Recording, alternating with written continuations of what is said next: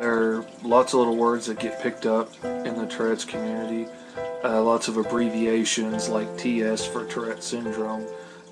There's a whole alphabet soup of abbreviations from ADD for attention deficit disorder, ADHD, ODD for oppositional defiant disorder, ASD for autistic spectrum disorder. Lots of short abbreviations like ASPI for someone's child or loved one that has Asperger's, or TICR or TSR for a family member that has Tourette's. Some specific terminology that's used within the Tourette syndrome community are things like waxing and waning, which just means sometimes symptoms are extreme, sometimes they're more mild. Comorbids, which are other disorders that people who have Tourette syndrome might have, ADD, or OCD, things like that. A deep brain stimulation, which is a medical kind of intervention that works on the brain to stop the tics. CBT for cognitive brain therapy, because that can help for OCD and tics. And DBS, which is deep brain stimulation, which is a form of treatment to treat Tourette's, that if you are really severe can be used to treat Tourette's and Parkinson's. As far as technology, there is not a lot of technology used by this subculture. Some of the things might be something like weighted blanket, which is a blanket used to calm tics. And there are medications that are used for things like obsessive compulsive disorder, which is OCD, or ADD.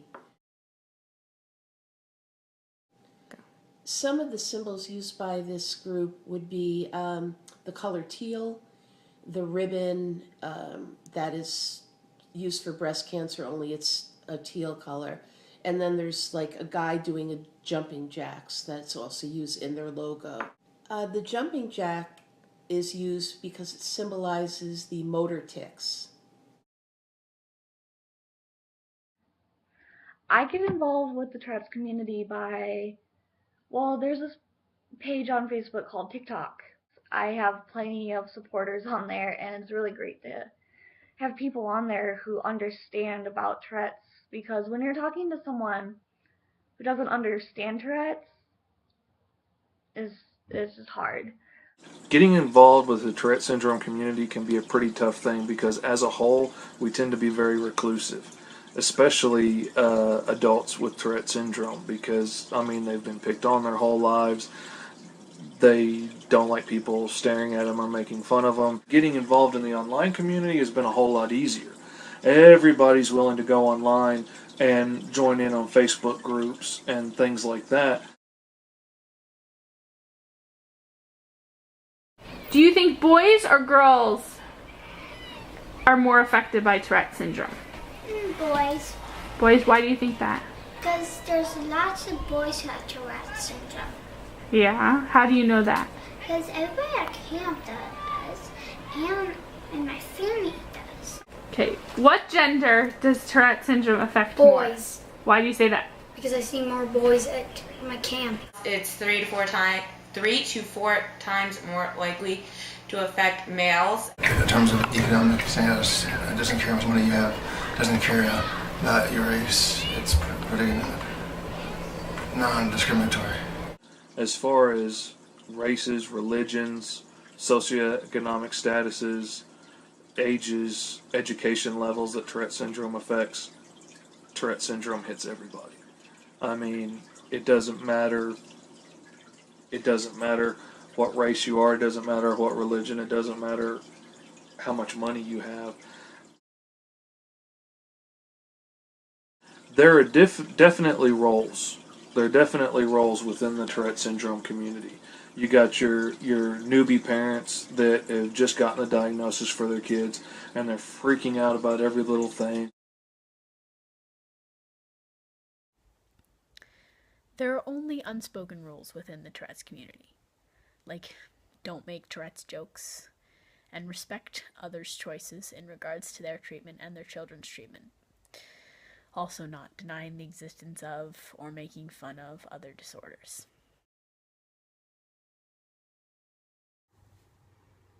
The Tourette syndrome community values many things, and I think one of the most important things is acceptance. You can go up and ask anyone in the community, and they most probably believe acceptance and accepting others just the way they are is the right thing to do. And they don't try to change people just to fit some social standard. It's pretty cool to know some people who are really accepting and open-minded, even though they faced a lot of adversity in their life. Another thing the Tourette's community values is equality. People with Tourette's want to be treated just like anybody else, like their peers who don't have Tourette's. So I think equality is really valued as well.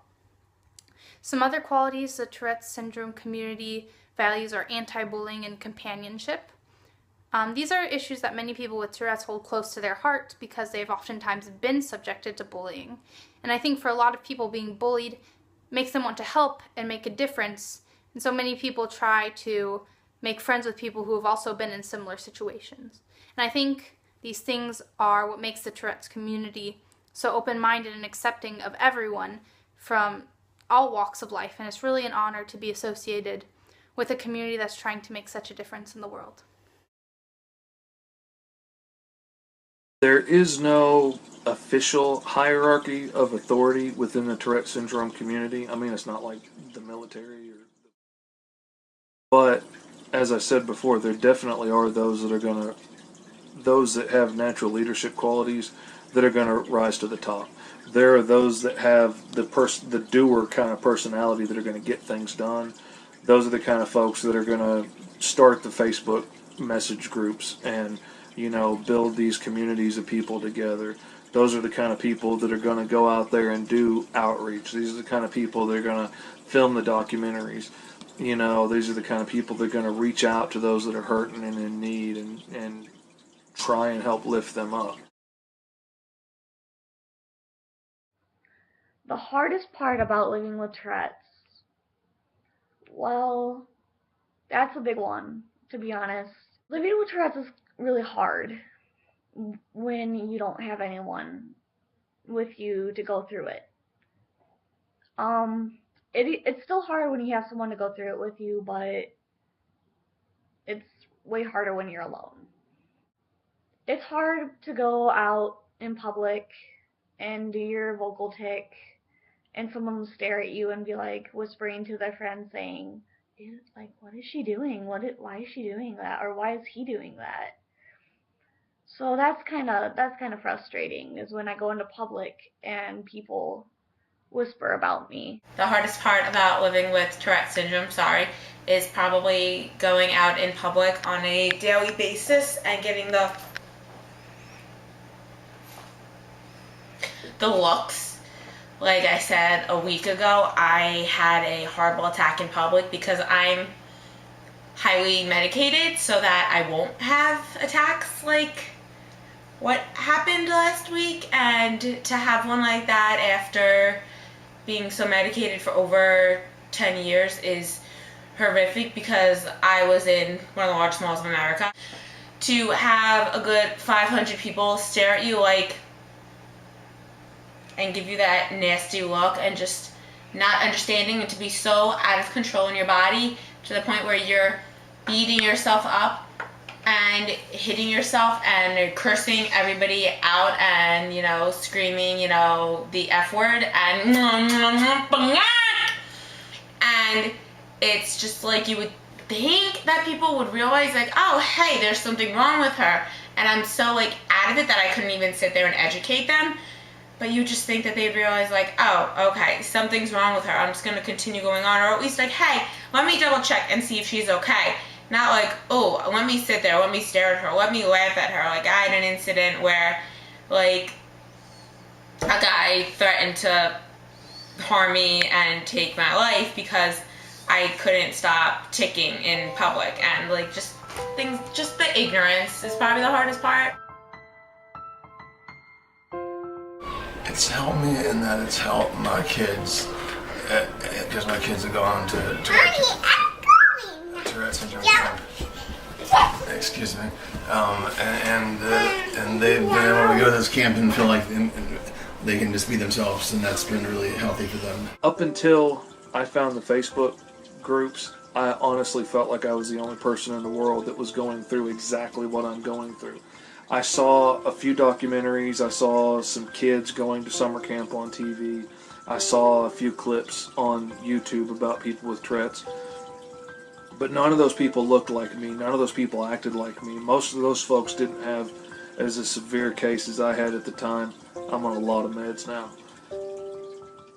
And it was hard to make the connection that these people had the same condition that I had. Until I went online and I got involved in the online community and I started talking with people, and I found out that there's people from all over the world, from South Africa to England to Australia to Pennsylvania to everywhere, that have a lot of the same conditions I do. There were lots of other people out there that had trouble feeding themselves. There was lots of people out there that needed help getting dressed. There were a lot of people that were stuck on crutches or in a wheelchair regularly like me. And, it was so nice to know that I wasn't the only one, that there wasn't just something inherently wrong in me that made me not able to function like so many of these other people could.